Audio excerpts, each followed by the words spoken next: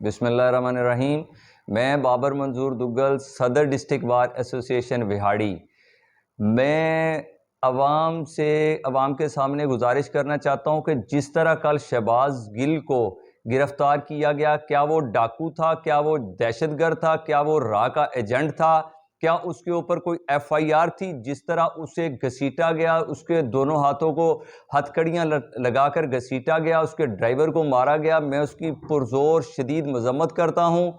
اور میں اس ملک میں وکلا جو ہیں زندہ ہیں، کالا کوٹ کالی ٹائی، ہمارے پاکستان کے آئین کو بگاڑنے نہیں دیں گے۔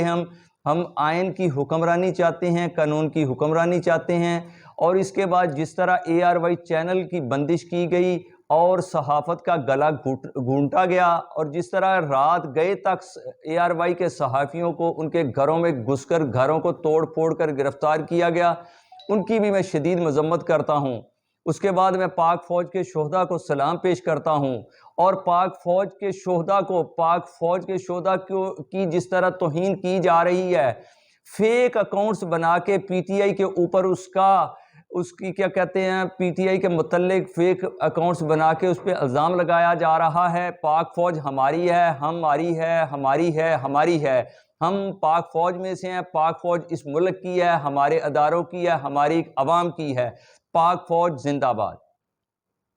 کہ آپ ہماری آواز کو اوپر تک پہنچانے کے لیے تشریف لائے، میں آپ کا بہت ممنون ہوں۔ بہاڑی بار کی طرف سے میں آپ کا شکریہ ادا کرتا ہوں۔